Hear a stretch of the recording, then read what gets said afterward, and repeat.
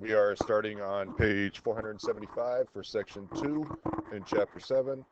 So if you don't have your book open, pause the video, get your book, and then open to page 475. On page 475, we are going to be making squares on this large chart. It starts out with 1 squared equals 1. This is a 1 by 1. 1 times 1 equals 1. So the area of that square is 1. The next one is 2 squared equals 4. Say 2 by 2. 2 times 2. The area of this square is 4. Next is 3 squared. All it means 3 by 3. 3 times 3 is 9. Continuing, next one would be 4 squared. 4 squared would be a 4 by 4. The area of that square is 16. 5 squared. 5 by 5. The area of that large square, 5 times 5, is 25. Okay, so you're going to finish that chart first. Okay, did you finish the chart? If you didn't finish the chart, pause the video, go back and finish the chart. Now we're on page 476. Now we're going to be working backwards. We're going to take the square root. A square root has the radical, which is the symbol, and the radicand, which is the number. We'll talk about index in a little bit. So we are finding the square root of 1. The square root of 1 is 1.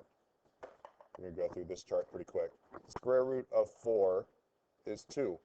You are basically undoing the square. You're trying to find the length of one side. So if a square has an area of 4, I want to know the length of one side of the square. That would be 2. If a square has an area of 9, remember the square, all 4 sides are the same length. What's the length of x? The length of x is 3, because 3 times 3 would be 9. Finish that chart. Use your calculator if you need to. I don't think you will. Now turn your book to page 478. I'm on 9A. We're going to identify the 2 closest perfect squares to the square root of 8. Let's go back to your chart on the other page. Here is 9. 8's less than 9. The one below that would be the square root of 4. So the way you write this, you're going to write the square root of 4 and the square root of 9. The square root of 8 fits in between those two. Square root of 45. Go back to your chart on page 475. You will find the first perfect square just below it is 36. That would be 6. Here's the square root of 45. And then the next one is 49.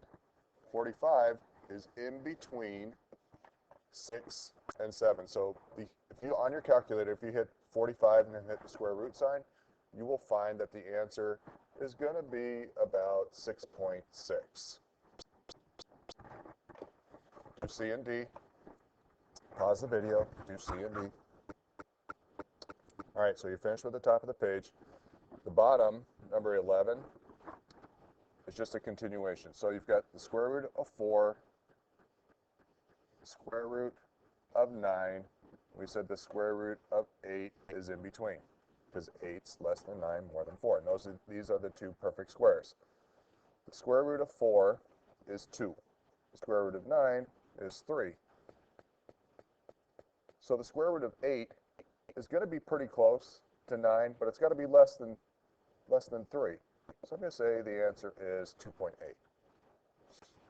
For B, we had 36 we had 49, and then 45 is right here. Square root of 36 is 6. The square root of 49 is 7. And then, like I said up top, it's going to be closer to 7 than it is to 6. This time I'll say 6.6. Okay, try C and D. Pause the video. All right, now we're moving on to cubes. We're on page 481. Page 481. Now we're going to find the cubes of the first 10 whole numbers. So 1 cubed, remember 1 cubed is 1 times 1 times 1, which equals 1. 2 cubed is 2 times 2 times 2, and that's 8. 3 times 3 times 3 is 27. 4 cubed, 4 times 4 times 4. 4 times 4 is 16. 16 times 4 is 64. Pause the video, finish E through J, go all the way up to 10. All right, so you finish the chart, check your numbers, make sure they're the same as mine. Make sure I'm right. So these are cubes. Basically, it's the volume of a cube. So if you have a cube like this, where a cube is a 3D square, and you know the length of one side of a cube is 5. All sides are going to be 5. Volume is length times width times height. So 5 times 5 times 5 is 125 cubic units, whatever we're measuring in. A cube root is undoing it. So now you have a cube with the volume of 1. What would be the length of one side? It's 1. If you have a cube with the volume of 8, what's going to be the length of one side? 2. Going to be working backwards. 3, 4, bet you can finish this chart pretty quick. 5, 6, 7, 8, 9, 10. Number 5 is a good question. Answer that. Finish the chart. You're going to need these numbers because now we're going to do estimates with cube roots. Page 482. Similar to what you were doing with the square roots, now we're going to estimate the cube roots of different numbers. So starting with the cube root of 100. Put that in the middle of your paper. Put the little 3 here. That's called the index.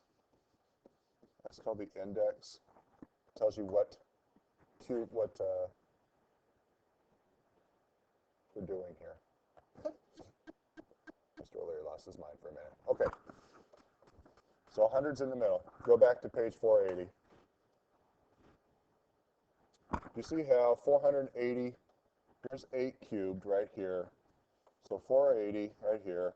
512 is going to be bigger here. And then the one below it is 343. So this is the cube root of 7. Excuse me. This would equal 7. This would equal 8.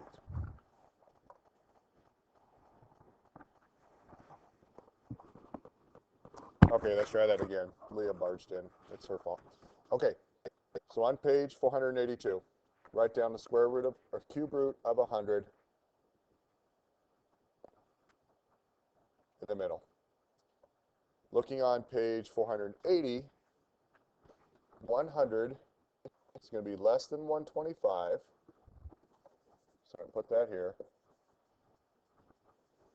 And the next perfect cube is the cube root of 64. The cube root of 64 is 4. The cube root of 125 is 5. So 100, since it's in between 64 and 125, the cube root of 100 has to be less than 5 and more than 4. It's closer to 5 than it is to 4, so I'm going to say 5.7. try these two problems. Remember, I'll help you in class. Put 175 in the middle and put, what's that, 256 right here, and find the cube root that's less than and more than, and then estimate. That's all you have to do. Good luck.